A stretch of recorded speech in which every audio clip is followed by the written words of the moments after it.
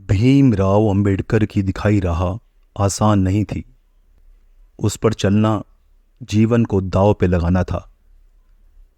ऐसी ही एक यात्रा की कहानी जिसमें लड़ते हुए संघर्ष में चोटें भी आई, दुख भी मिला, परंतु उसने हार नहीं मानी।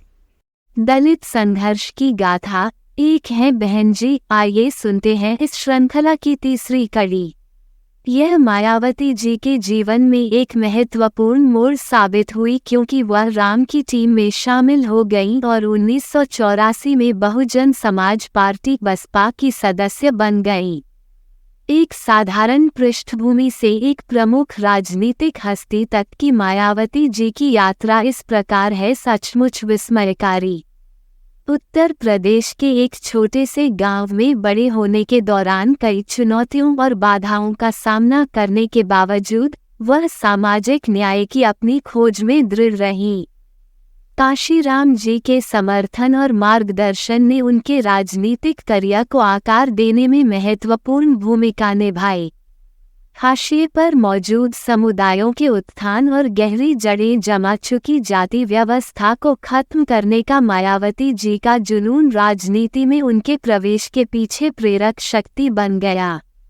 अपने करिश्माई नेतृत्व और दूरदर्शी नीतियों के माध्यम से वह लाखों लोगों के लिए आशा और सशक्तिकरण की किरण बनकर उभरी और यह साबित किया कि सामाजिक परिवर्तन की अटूट इच्छा से प्रेरित होने पर कोई भी बाधा दूर नहीं होती है।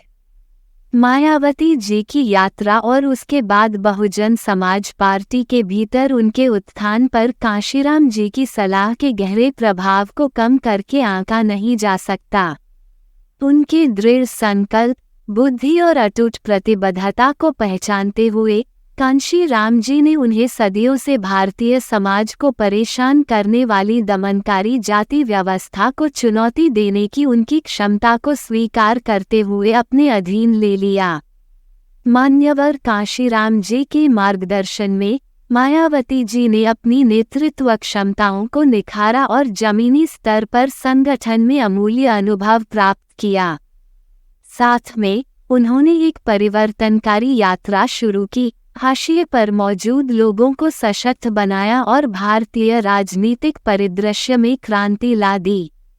उनके गठबंधन ने अनगिनत दलितों में आशा जगाई जो लंबे समय से भेदभाव और उत्पीड़न से पीड़ित थे। उत्तर प्रदेश के मुख्यमंत्री पद पर मायावती जी का आसीन होना उनके सहयोगात्मक प्रयासों और हाशिए पर रहने वाले समुदायों पर उनके गहरे प्रभाव का प्रमाण है। उनकी स्थायी विरासत कार्यकर्ताओं और नेताओं की पीढ़ियों को प्रेरित करती रहती है, उन्हें दृढ़ संकल्प की अदम्य शक्ति और एक अधिक न्यायपूर्ण और न्यायसंगत समाज की संभावना की याद दिलाती है।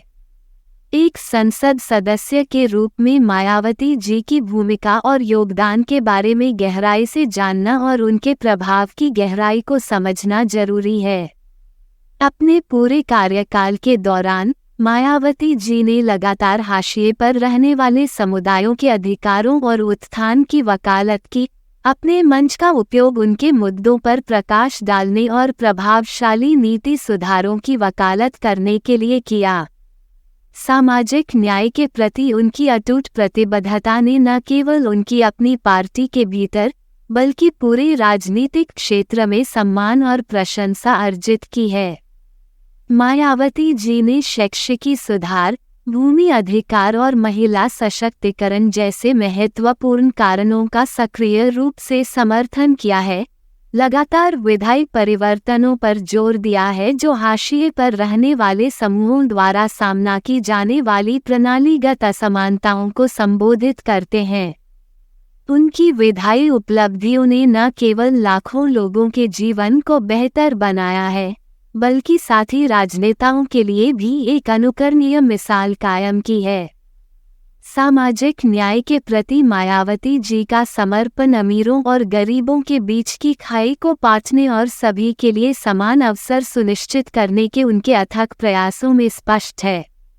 उनके प्रयासों का प्रभाव महज नीतिगत बदलावों से परे है, उन्होंने एक निष्पक्ष और समावेशी समाज के लिए लड़ने के लिए प्रतिबद्ध उत्साही कार्यकर्ताओं की एक नई पीढ़ी के भीतर एक चिंगारी प्रज्वलित की है।